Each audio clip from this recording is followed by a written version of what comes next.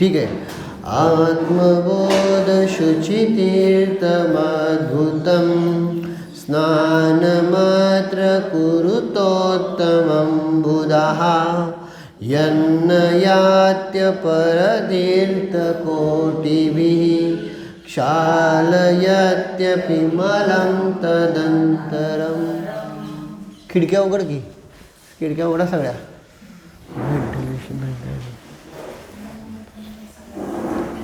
हा हिंदी. आत्मज्ञान ही महातीर्थ शुचि बुध उसमें स्नान करे कोटि तीर्थ से भी न नष्ट हो वह अंतरमल शीघ्र धुले. सापडलं. अर्थ. आचार्य उपदेश देते हैं कि हे भव्य पंडितों, यदि तुम अपने पापों का नाश करना चाहते हो तो अत्यंत पवित्र तथा आश्चर्य के करने वाले इस आत्मज्ञान स्वरूप उत्तम तीर्थ में ही स्नान करो, क्योंकि जो अंतरंग का मल अन्य करोड़ों तीर्थों में स्नान करने पर भी नष्ट नहीं होता, वह इस आत्मज्ञान स्वरूप तीर्थ में एक समय स्नान करने पर ही नष्ट हो जाता है. भावार्थ. पाप से भयभीत होकर करोड़ों मनुष्य काशी प्रयाग आदि स्थानों पर गंगा आदि नदियों में स्नान करते हैं तथा अपने को मल रहित शुद्ध मानते हैं, परंतु गंगा आदि नदियों में स्नान करने से बाह्य मल का ही नाश होता है, राग द्वेष आदि अंतरंग मल का नाश नहीं होता. लेकिन वास्तविक रीति से अंतरंग मल का नाश ही वास्तविक सुख का मूल है. इसलिए आचार्य वर उपदेश देते हैं कि हे भव्य जीवो, यदि तुम अंतरंग मल का नाश करना चाहते हो तो इस परम पवित्र आत्मा रूपी तीर्थ में ही स्नान करो, क्योंकि जो अंतरंग मल दूसरे करोड़ों तीर्थों में स्नान करने पर भी नष्ट नहीं होता, वह निश्चय से आत्मा रूपी पवित्र तीर्थ में एक ही बार स्नान करने से पल भर में नष्ट हो जाता है. काय सांगितलं सांगा. वाचलं का नाही आत्ता? मग खाली का बघायचं परत? काय वाचलं मग? सवय वाईट लागली आपल्याला, लगेच विसरून जायची आहे ना. ती कशाने होणार? तर ते कधीच बाहेर नसतो. तुम्ही गंगा ते स्नान केलं किंवा पाण्याने ती शुद्धी होणार नाही. त्याच्यासाठी राग द्वेषाचा हे करावं. राग द्वेष करायला नको. बरोबर. इष्टानिष्ट भाव केले की बरं बंद होणार, अंतरंगाची शुद्धी होणार. बरोबर हा ना. म्हणजे तिथे सांगितलं की बहिरंग स्नान केलं तर बहिरंग मल स्वच्छ होतात, अंतरंग स्नान केलं तर अंतरंग मल स्वच्छ होतील. एवढं इथं आचार्याला म्हणायचं आहे. बरोबर का नाही आहे ना. मग आता ही तर अन्य मतांसाठी वगैरे सांगितलं की स्नान करून स्वतःला पवित्र समजता, तर तिथं सांगितलं काय की बहिरंग मल स्वच्छ झाले हो, पण अंतरंग मल स्वच्छ झाला नाही, कारण आपण अंतरंग स्नान केलं नाही. मग अंतरंग स्नान कुठलं करायचं सांगितलं? स्वतःमध्ये राहावा, स्वतःमध्ये लीन व्हा. हेच काय सांगितलं? अंतरंग मन स्वच्छ करण्याचा उपाय आहे काय. तिथं हे आहे बरं का. तुमचे टेबल सगळे अस्वच्छ असतील तर ते घ्या, कापड घेऊन स्वच्छ करून घ्या. चला, तर काय सांगत होतो? मग आता हे सांगितलं ठीक आहे, पण आता आपण पण असं मानतो का नाही? जसं अन्य मतामध्ये म्हणतात की तिथं नदीमध्ये आंघोळ, इथं तर आहे की ते चालतं का नाही आहे ना. नदीमध्ये आंघोळ केली की माझं पाप धुतलं. आपलं पण तसंच आहे का नाही सांगा. आपलं जरा वेगळं आहे. काय वेगळं आहे? एक क्रिया जे करतो त्यातूनच आपण पुण्यसंचय मानतो किंवा असं. बरोबर आहे, बरोबर आहे. म्हणजे तिथं आपण पण असा चूक समजून धरतो की पाप करा, कळालं का नाही, आणि प्रायश्चित्त घ्या. आम्ही धुतलो. प्रायश्चित्ताचं महत्त्व आहे. प्रायश्चित्त ह्या शब्दाचा अर्थ सांगितलं की आम्हा किती वेळा सांगितले आपल्याला, प्रायश्चित्त शब्द सांगितला नाही. चित्त म्हणजे मन, जिथं प्रायः म्हणजे काय आहे? हां हां हा प्रायश्चित्त बरोबर. तो अध्यात्मार्थ सांगितला आम्हाला. पण त्याच्या अगोदर काय सांगायचे? प्रायः म्हणजे वारंवार. मन काय करतं सांगितलं? खेदभाव प्रकट करतो. तो काय आहे? प्रायश्चित्त. समजलं ना? हा अगोदर हा अर्थ, मग नंतर मग तो तुम्ही सांगितलं तो पण अर्थ बरोबर आहे. अध्यात्म. मग तिथं सांगितलं काय? चित्त म्हणजे मन लावलं आहे ना, बहुलतेनं स्वतःमध्ये राहणं हेच प्रायश्चित्त. हे बरोबर आहे. मला ते नाही सांगा. मला इथं आता पॉईंट काय सांगायचा होता की हां तिथं आपल्या प्रायश्चित्त जे घेतोय त्यामध्ये आपलं हृदय कसं आहे, त्या त्या पापाबद्दलची खेद भावना असणं आवश्यक आहे. म्हणजे गिल्टी समजताय का नाही? गिल्टी फील होत नाही तर प्रायश्चित्त कसं म्हणायचं? नाही चुकलं म्हणून सुद्धा लोक हां चुकलं, पण एवढं चुकलं काय होत असते का? मग ते तुम्ही तिथं गिल्टीच फील करत नाही ना. गिल्टी ॲक्सेप्ट करणं वेगळं आणि गिल्टी फील करणं वेगळं. दोनमध्ये फरक कळला तुम्हाला? एक तर ॲक्सेप्ट करत नाही ते तर मोठं चूक आहे ना. आपण गिल्टी ॲक्सेप्टच केली नाही तर ती मोठी चूक. पण गिल्टी ॲक्सेप्ट करून सुद्धा गिल्टी फील केली नाही तरी सुद्धा गडबड होते. फील समजताय ना आता मी काय म्हणतो तुम्हाला? जे चुकलेलं आहे त्याची अनुभूती करावं लागेल का नाही? हो मी खरोखर चुकलो असं आतून येतं ते. नाही तर नुसतं स्वीकार तर करतोच की हां चुकलं बरं का, पण त्या चुकीला तुम्ही अजून किती वेळ धरून बसणार असं म्हणतात का नाही? मग तिथं सांगितलं की नाही, तू चूक स्वीकार केली पण तू चुकीचं काय केलेली नाही? अनुभूती केलेली नाही. अनुभूती समजताय का नाही? जी आतून अंतरंगातून, म्हणून तर ती खरी स्वीकार नाही आहे. मग त्यासाठी काय आवश्यक आहे? त्यास आवश्यक आहे की हो खरोखर माझ्याकडून ही चूक घडली, आणि चूक घडली हे म्हणत असताना तसं अंतरंगामध्ये खेदभाव पाहिजे. बाकीच्या गोष्टीत आपल्याला खेदभाव असतो का नाही? तुम्हाला दुसरं उदाहरण सांगतो आता. लोकव्यवहारामध्ये तुमच्याकडनं काहीतरी चूक झाली आहे ना, आणि ते अजूनसुद्धा मनात राहतं का नाही? हो माझ्याकडनं ती चूक झाली बरं का, अजूनसुद्धा मनात राहतं का नाही? काय म्हणतोय समजलं? मी तेव्हा जर थोडंसं हे केलं असतं, जसं कोणतरी काय तर शेअर मार्केटमध्ये तुम्ही असाल तेव्हा मी तो शेअर घेतला असता तर काय झालं असतं? हां अजून मनात खेद खंत का समजताय तुम्हाला मी काय म्हणतोय तुम्हाला?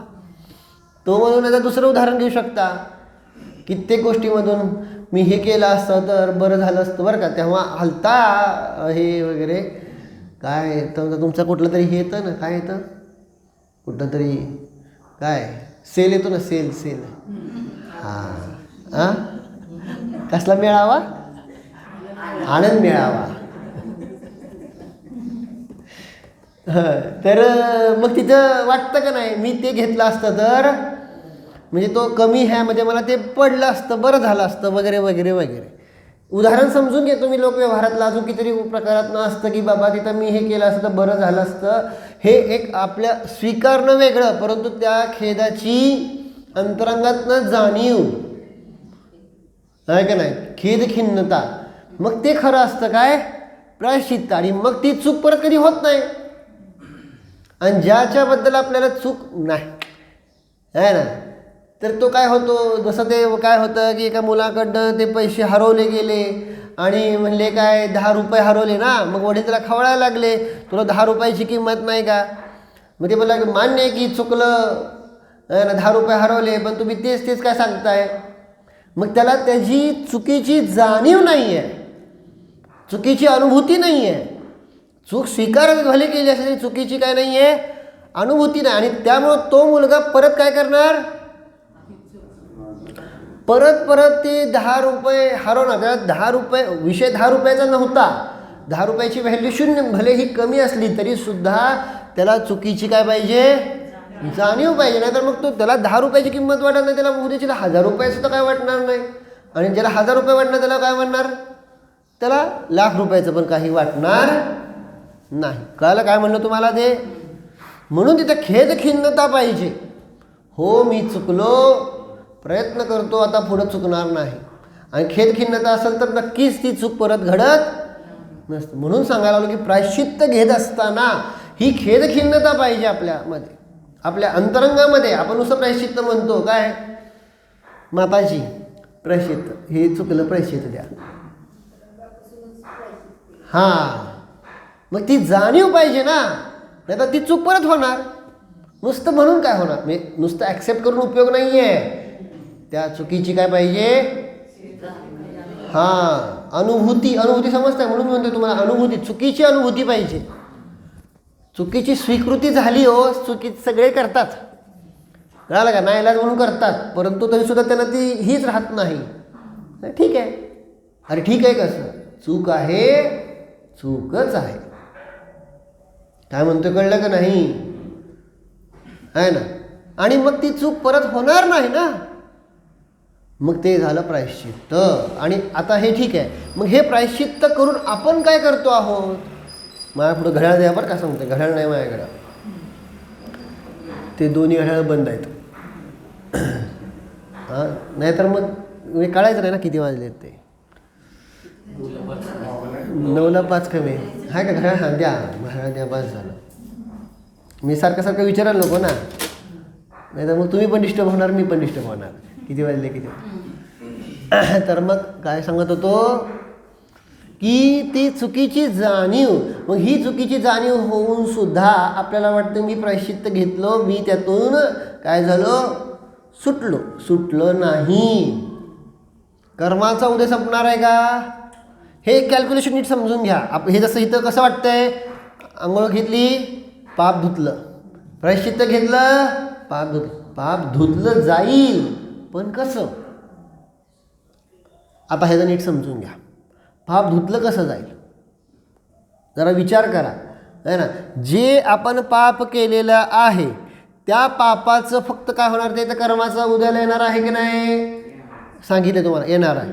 फक्त तिथं जे पाप केलेलं आहे त्यांचं जास्तीत जास्त काय होईल, त्यातला अनुभाग बंध कमी होईल. जास्तीत जास्त त्याचं काय होईल, संक्रमण होईल, स्थितीमध्ये बदल होईल. आणि जास्तीत जास्त काय होईल, फळ जे आहे ना, ते जे तीव्र पाप उद्याला येणार होतं ते कमी रूपानं, अनुभाग समजते ना, शक्ती है ना, ती कमी राहील. कळालं का. किंवा सांगितलं काय आहे की जे संक्रमण आहे पापाचं पुण्यामध्ये रूपानं कन्वर्ट होईल. पण डिपेंड करतं की जे आपण पाप केलेलं आहे ते किती बांधलेलं आहे, आणि त्या अनुरूप प्रायश्चित्त पण तेवढं डिपेंड करतं की तुम्ही जे प्रायश्चित्त घेत आहात तेव्हा ते किती उत्कृष्ट भावनेने प्रायश्चित्त घेत आहात. काय म्हणतो कळलं का. पाप बांधताना किती एकाग्रता होती, तीव्र होती का नाही, होती का नव्हती. म्हणजे जसं आपण प्रायश्चित्त घेतो, आमच्याकडनं असं पंचेंद्रिय जीव मेला गाडी चालवत असताना वगैरे, मग त्याबद्दल आपल्याला काय आहे, अंतरंगामध्ये काय असती, भावना असते ना, खेद खिन्नता असते की नाही बाबा आता परत आमच्याकडनं जीव मरू नये. आणि आपण तशी सावधगिरी बाळगतो सुद्धा.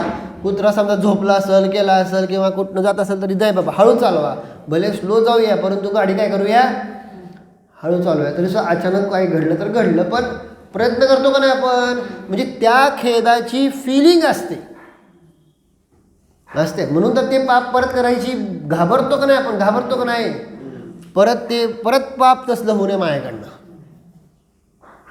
एक उदाहरण देतो तुम्हाला.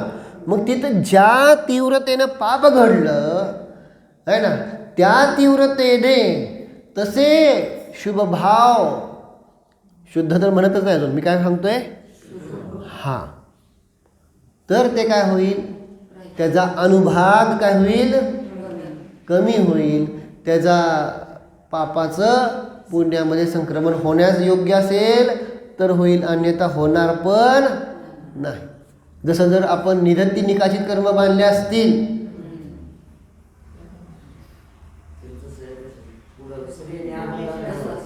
ते तर काहीच करता येणार नाही. निधत्ती निकाचित कर्म माहिती आहे तुम्हाला. अशा प्रकारे कर्म तर आपण बांधतो, पण काही कर्मांचं आपण पापाचं पुण्यामध्ये संक्रमण करू शकता, काहींचं तुम्ही अनुभाग वगैरे करू शकता, खूप काही करू शकता. पण निधत्ती निकाचित असे कर्म आहेत जिथं तुम्ही काहीच करू शकत नाही. ते तुम्हाला कर्माचा उदय येणार म्हणजे येणारच, आणि त्याचं जसं आहे तसं फळ भोगावं लागणारच. असे असतात निधत्ती निकाचित असे काही कर्म आहेत, माहीत असू द्या. मग हे निधत्ती निकाचित कर्म बांधतो कशावरनं? तर सांगितलं खऱ्या देवशास्त्र गुरूंचा अविनय आधी झाला. तत्वसूत्रामध्ये आहे ना, आहे का नाही? माहिती आहे का नाही? काय अवघड आहे बाबा, माहिती आहे का नाही? अवघड झालं मला. अभ्यास पाहिजे. कुणीतरी लिहितं ना तत्वसूत्र पाठ करणार आहे म्हणून. कोणी लिहितं बरं? मी विचारलं होतं का नाही आपण पाठांतर काय काय करणार आहे ते, आहे ना? तत्वसूत्र करत जावा, पाठांतर अभ्यास करा, आहे ना? तुमच्यापेक्षा बारकी बारकी पोरं पाठ झाली माहिती आहे का? ती रोजची पाठशाळा आहे का नाही, पहिला अध्याय पाठ झाला, मी खालून ऐकतोय. मग मी विचार करतोय ही जर 10 वर्ष तर 10च्या 10 अध्याय पाठ होतील का नाही? हा, तत्वार सूत्राचे 10 अध्याय है ना, 2035 साली जी मुलं असतील, विचार करा काय असेल महत्त्व आहे पाठशाळेचं.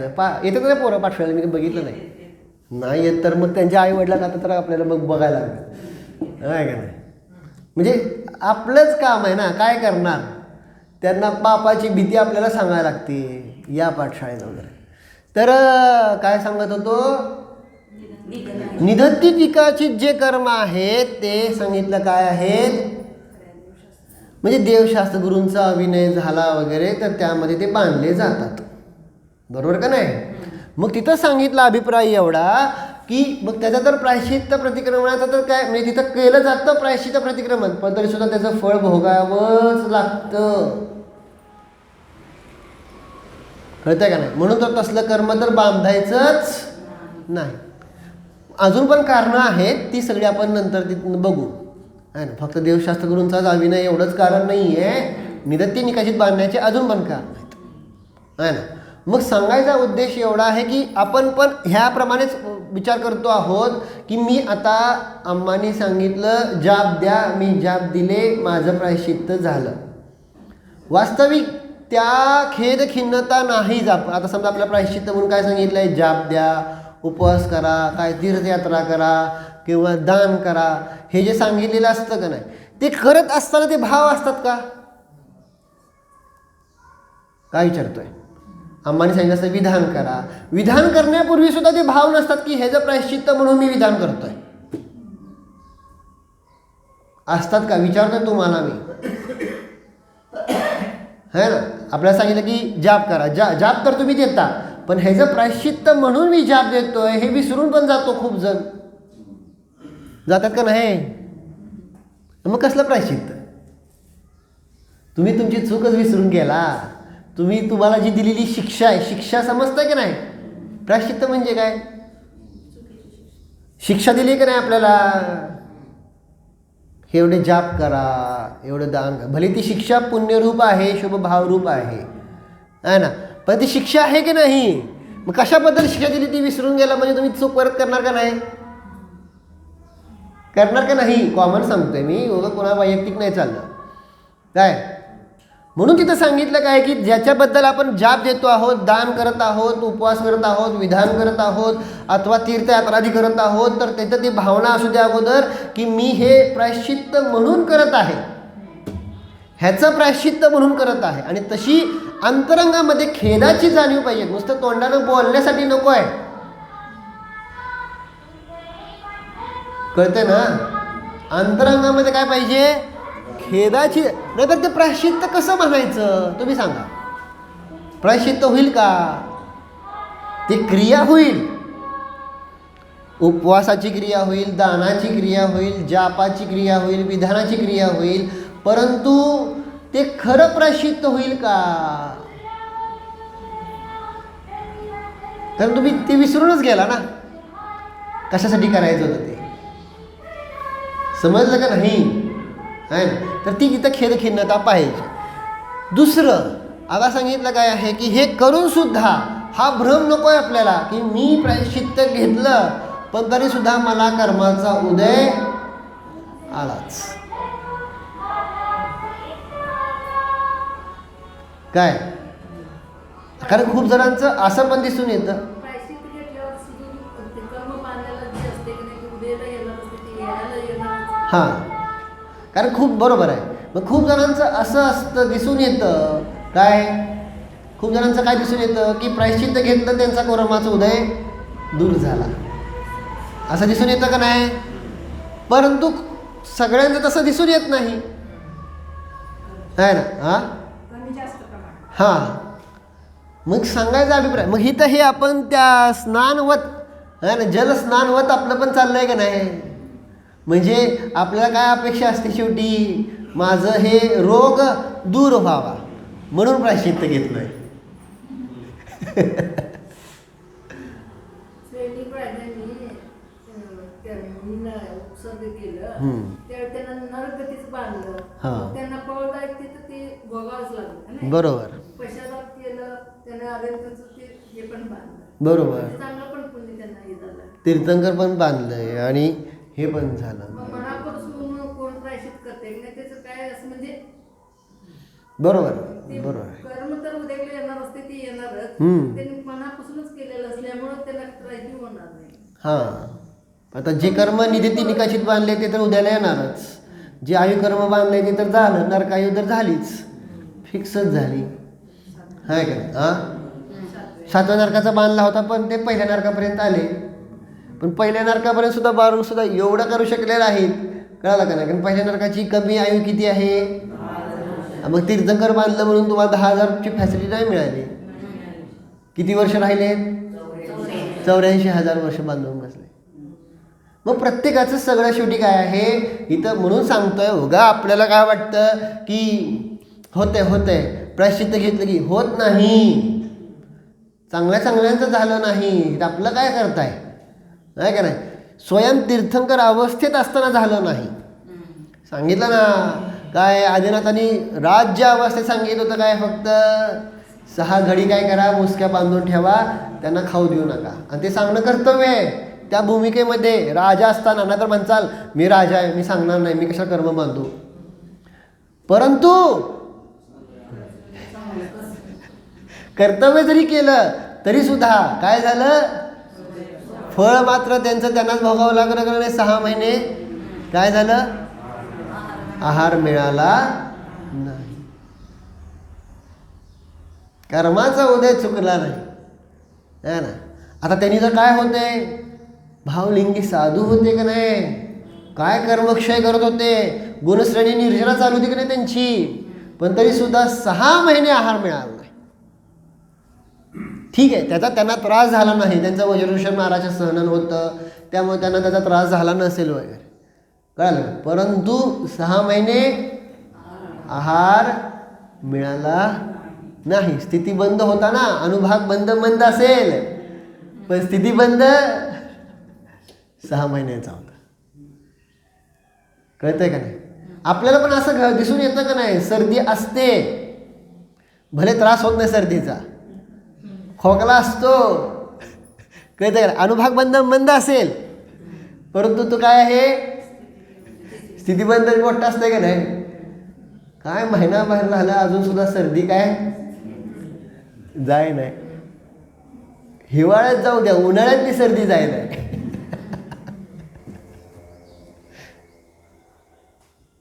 बरोबर आहे का नाही? एक उदाहरण सांगतोय सामान्य. तसं तुमचं जे काय कर्माचा उदय वेगवेगळ्या प्रकारचं वेगवेगळ्याचं असतंय काय वेगवेगळं आहे. हे चिंतन करत नाही आपण आहे ना. गुडघा दुखतोय कंबर दुखतीये तुमचं काय अजून दुखतंय.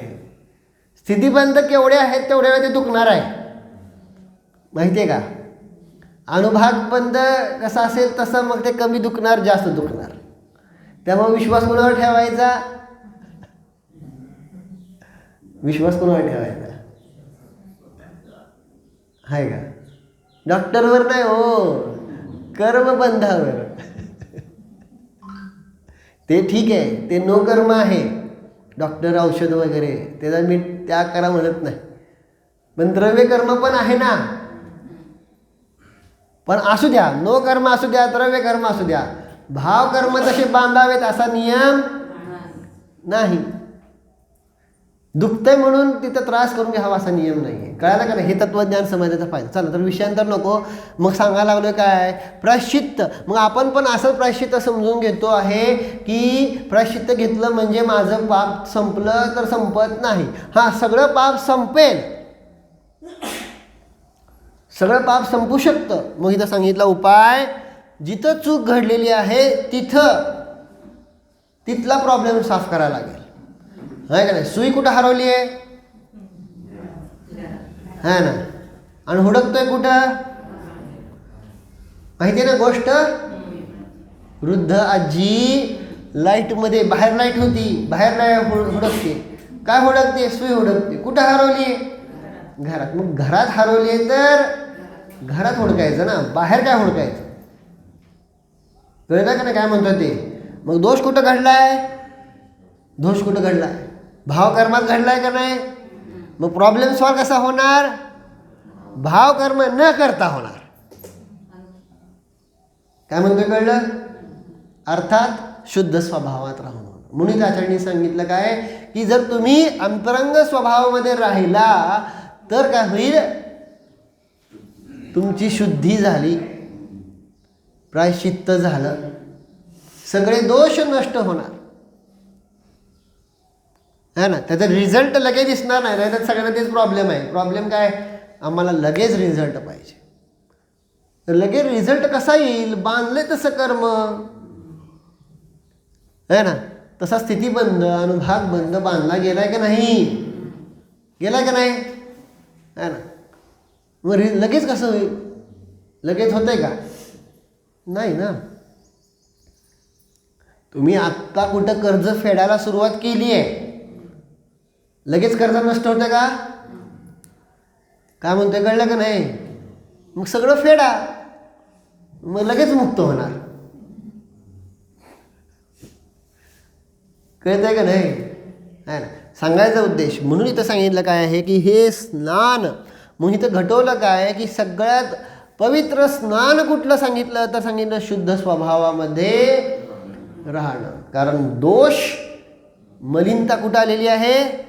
आपल्या विचारांमधून, भावांमधून आलेला आहे. त्यामुळं स्वभावातूनच तो प्रॉब्लेम काय होणार?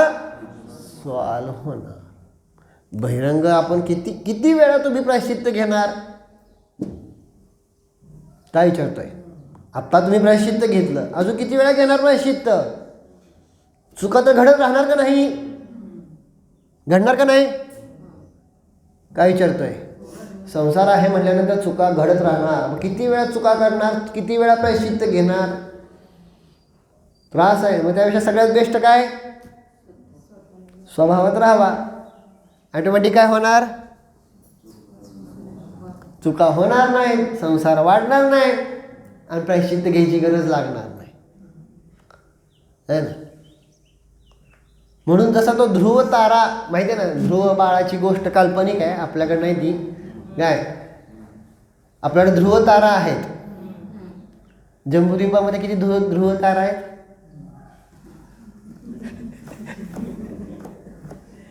गेले सगळे विसरून. काय? ध्रुव बाळ माहिती आहे फक्त. ध्रुव तारा किती जम्बूद्वीपामध्ये? थांब की जरा, लगेच आता तू आत्ता शिबिरात बघितलं त्यामुळे लगेच सांगितलं. अभ्यास आहे ना. तर बरं, आता ते पण मला विचारायचं होतं. खूप जणांचं म्हणणं होतं की ते जीवकांड वगैरे नको, है ना, त्यापेक्षा त्रिलोकसार, है ना, हे जरा पक्क करा, है ना. म्हणजे जरा सोपा विषय पण आहे आणि हे पण आहे, है ना. तर कुठला सुरू करायचा आहे? आपला 9 ते 9:15 कुठला विषय सुरू करायचा? आहे ना. तर खूप जणांचं म्हणत होतं की जरा हेच घ्या, सूर्यचंद्र वगैरे किंवा बाकीचं सगळं भवनवासी व्यंतरवासी म्हणा किंवा अजून जे काही झालेले आहेत ते सगळे विषय, आहे ना. तर चालेल का तसं ते आणि सोपा विषय आहे तसं, ते काय अवघड जाणार नाही. आणि तुमचा तो पक्का असू द्या, नाहीतर म्हणणार काय सगळ्या जगाला माहीत झाले 3 लोक आणि तुम्हालाच माहीत नाही पंढरपुरात, असं होतंय ना. तर मग सध्या मग विचार केला की मग ते घेतलं चालेल का, आहे का नाही. बेसिक जास्त घेणार, जर अजून डीप पाहिजे असेल तर डीप पण घेता येईल, पण आता बेसिक तर पक्का करावं असा एक विचार होता. नंतर आणि ते संपल्यानंतर मग परत जीव करंट घेऊया, असं नाही की त्याला अर्धवट सोडतोय, आहे ना. परंतु कसं काय म्हणणं आहे सांगा.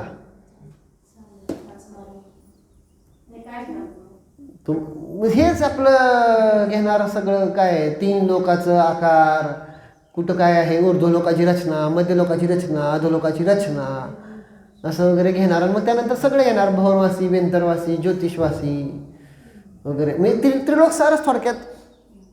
काय म्हणणं आहे सांगा. तुम्हाला कुठला विषय शिकायचा तसं काय नाही, तुम्हाला जे विषय शिकायचं सांगा त्याच्यावर घेता येईल. म्हणजे माझं सगळ्यांनी बहुमत घ्या आणि संख्यामान घ्यायचं आहे, घेऊ शकतो, पण जरा ते अवघड आहे.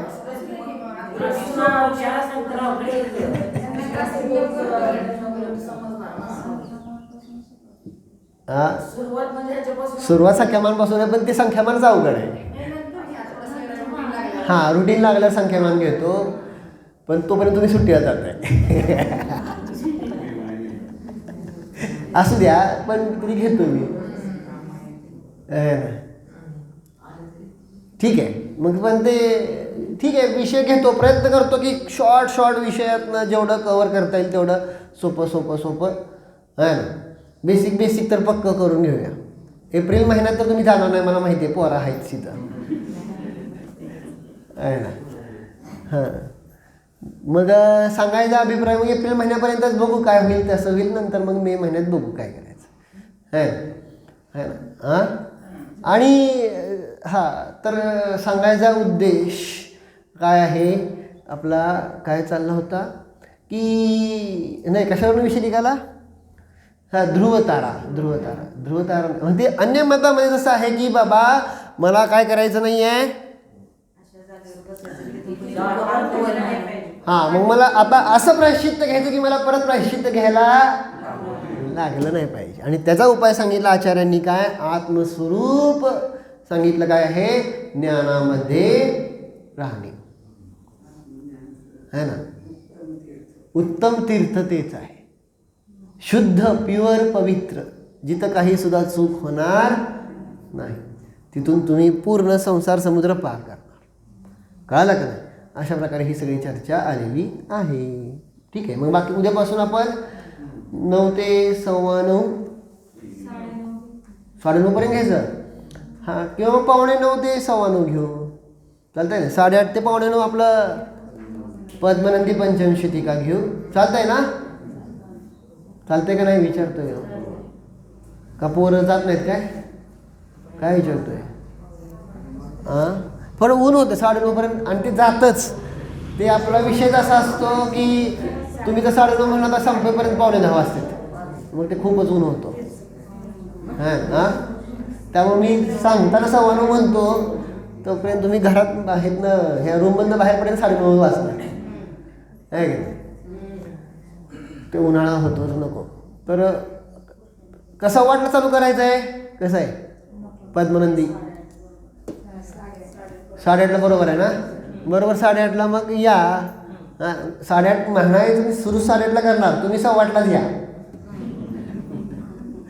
म्हणजे 8:15 घरात निघाला, इथं येऊन मग नंतर ते पुस्तक घेऊन हे करून ते करेपर्यंत वेळ जातो.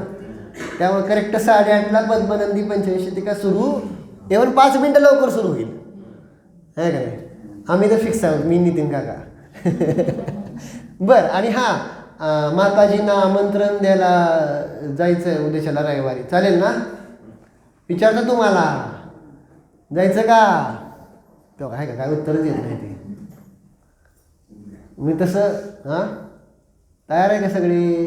दुपारी जाऊन यायचं, 2 वाजता निघायचं, 5 वाजेपर्यंत घरी 5, 5:30 काय 6पर्यंत चालेल का? अडचण येईल का कोणाच्या? नाही ना? कारण मग ते कसं आहे, पुढं उशीर होईल. आपण सगळे आमंत्रण पण देऊन आलेले आहेत, आपण पण एकदा आमंत्रण देऊन येऊया म्हणून सांगेल. मला अगोदरच म्हणले होते सगळे युवक वगैरे, परंतु मीच नव्हतो ना इथं. देऊन आलाय का? आलाय का? मला माहीत नाही. द्यायचा असेल सांगा. उद्याच्याला जायचं आहे का? असेल तर गाडी काढता येईल, नसेल तर नको. कुणाचा काय प्लॅन असेल तर मला माहीत नाही. मला जे सांगितलं आहे ते मी तर बोलणार, मला काय माहीत नाही. हां, मग काय करायचं आहे? ज्याला जमेल त्यांनी या, ज्याला नाही त्यांनी नको. आहे का? मग नितीन काकाकडं चालेल ना, नाव तुमच्याकडं देऊ दे. हां, नितीन काकाकडं नावं द्या. उद्या 2 वाजता निघता येईल. ज्यांना शक्य आहे त्यांनी येतील, ज्यांना नसेल काय अडचणी असेल तर असतील. ठीक आहे ना? चला. हो भो प्रभो. संरंभ समारंभ आरंभ.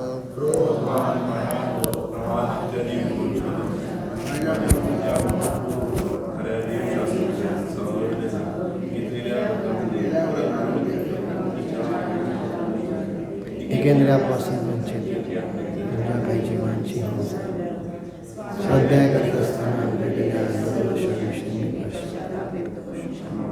हे माझे सर्व दोष मिटावो. ओम सावधान जाणो. मी आत्मा परम पवित्र आहे, अत्यंत शुद्ध आहे.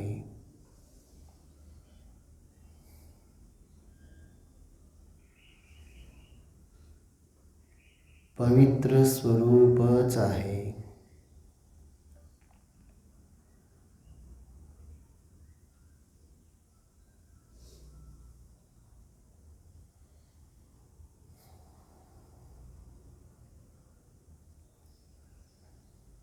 मी पूर्वीही शुद्ध होतो, आत्ताही शुद्ध आहे, पुढेही शुद्ध असणार.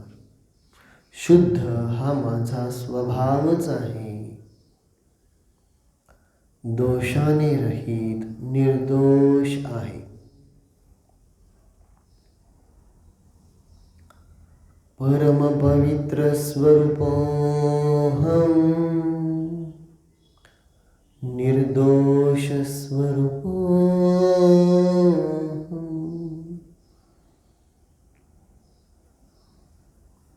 शुद्धोऽहम्.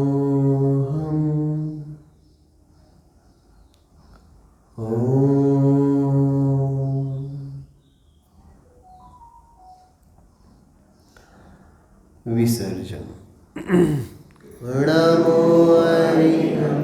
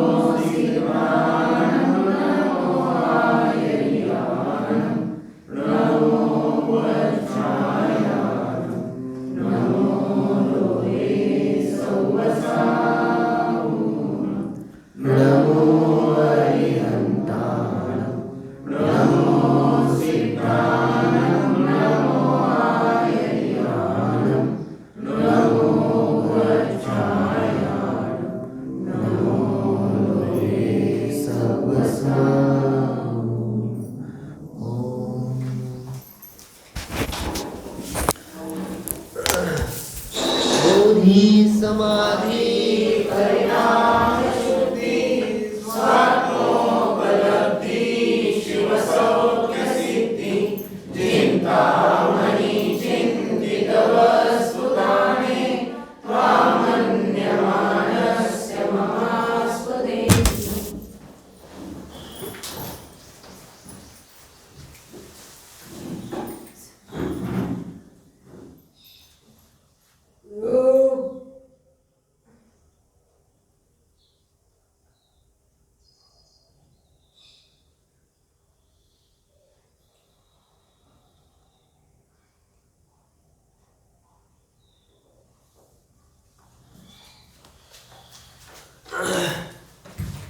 गुरु द्वादशांग में जिनवाणी माता की जय।